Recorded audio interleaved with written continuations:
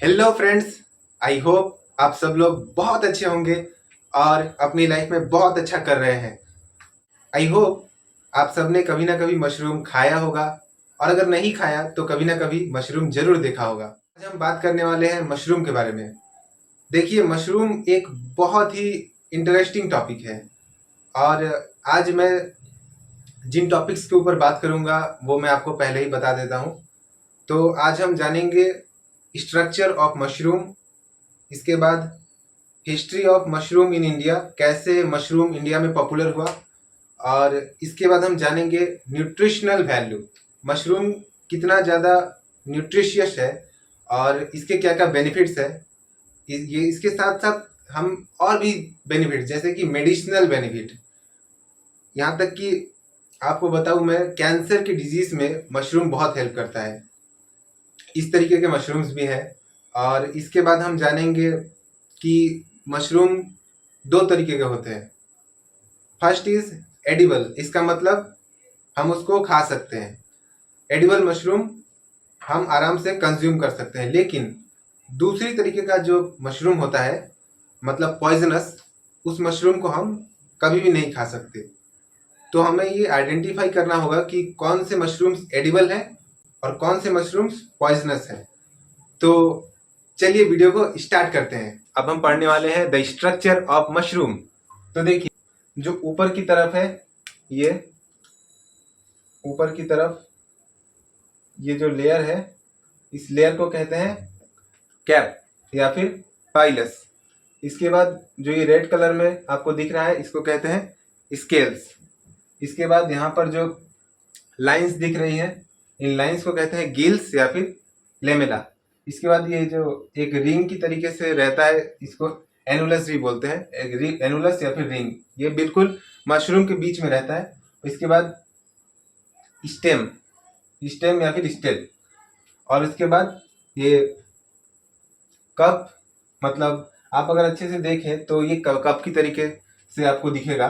तो मशरूम का कप किसको बोलते हैं, तो वो होगा आंसर वॉल्वा को। वॉल्वा को मशरूम का कप कहते हैं। और इसके बाद यहाँ पर जो ग्रीन कलर में ड्रॉ किया हुआ है, और जो मशरूम के सबसे नीचे होता है माइसीलियल थ्रेड्स। तो यही था मशरूम का structure. After discussing the structure of mushroom, अब हम डिस्कस करते हैं about the history of mushroom cultivation in India. तो इंडिया में मशरूम कल्टीवेशन स्टार्ट हुआ था 1960s में।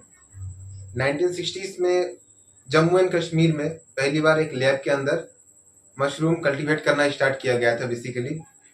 एंड इसके बाद 1961 में सोलान रिसर्च सेंटर, हिमाचल प्रदेश, इसको बहुत अच्छी तरीके से याद कर लेना, ये बहुत ही इंपॉर्टेंट पॉइंट है। 1961 में हिमाचल प्रदेश में सोलान रिसर्च सेंटर में मतलब इस्टेब्लिशमेंट करी गई थी मशरूम कल्टीवेशन सेंटर की।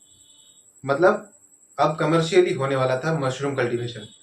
उसके बाद पेडिस्ट्रो और ऑयस्टर मशरूम के बहुत सारे वेराइटीज मार्केट में आना स्टार्ट हुए, और इसके बाद धीरे धीरे ये पॉपुलर होने लगा। और 1990s आते आते कमर्शियली ये जो है मशरूम बिजनेस एक अच्छा एनवायरनमेंट इसको मिल गया। अब हम डिस्कस करते हैं न्यूट्रिशनल वैल्यूज के बारे में। तो मशरूम एक ऐसा फूड है जिसमें प्रोटीन आपको 15 to 20% मिल जाएगा, लेकिन इसमें लो कैलोरी, लो फैट, इसका बेनिफिट आपको मिलता है। एक बहुत अच्छा सोर्स है प्रोटीन का।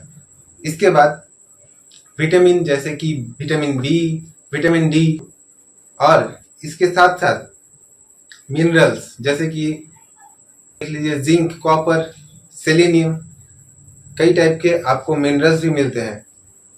जो लोग वेजिटेरियन हैं वो लोग मशरूम को एज अ मील प्रोटीन के लिए कंज्यूम कर सकते हैं। तो इससे उनकी ना कैलोरी ज़्यादा इंक्रीज होगी, ना फैट इंक्रीज होगा, और उन्हें प्रोटीन भी मिल जाएगा।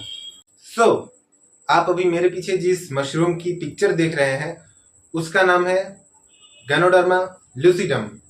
उसका एक मतलब निकनेम भी है ऋषि।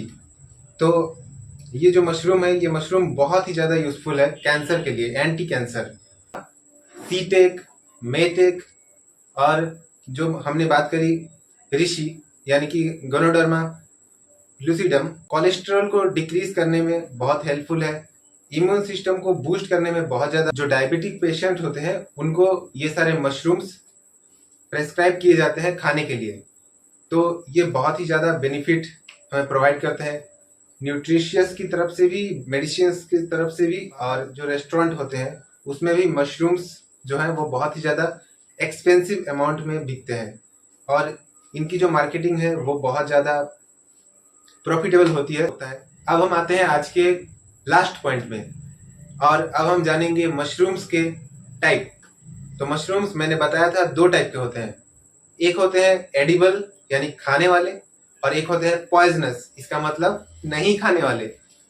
तो सबसे पहले बात करते हैं एडिबल मशरूम के बारे में। एडिबल मशरूम जो है वो बेसिकली व्हाइट बटन एगारिकस बाइपोरस, इसको अच्छी तरीके से आप याद कर लीजिए। जो एडिबल मशरूम है उसमें जब सबसे ज्यादा उगाया जाता है, 90% of the mushroom cultivation is happens in the Agaricus bisporus. तो ये पॉइंट आपको याद रखना है। ऑयस्टर मशरूम्स भी लोग खाते हैं। तो ये तो रही एडिबल मशरूम्स की बात। इन मशरूम्स को आप कंज्यूम कर सकते हैं, आप इन मशरूम्स को खा सकते हैं। तो अब आते हैं मेन पॉइंट में। तो अगर आप मशरूम खाना चाहते हैं तो सर्टिफाइड फार्म से जो मशरूम्स आते हैं उन्हीं को खाएं, सर्टिफाइड।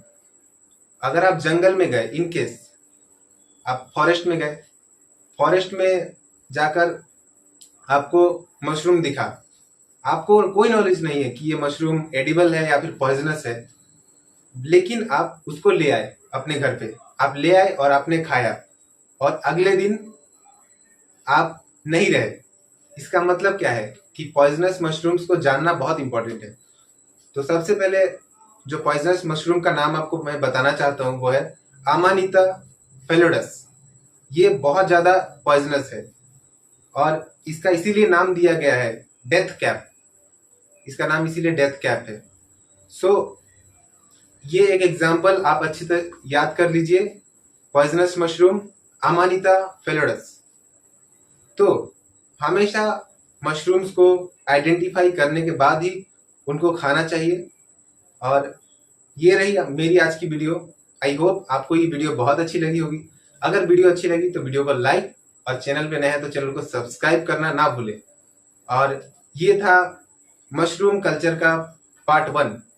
इसके बाद भी और 3 या 4 पार्ट में मैं इस वीडियो को, मशरूम कल्चर को कंप्लीट करना चाहता हूँ। तो आज का ये वीडियो पार्ट 1 यहीं पे एंड होता है।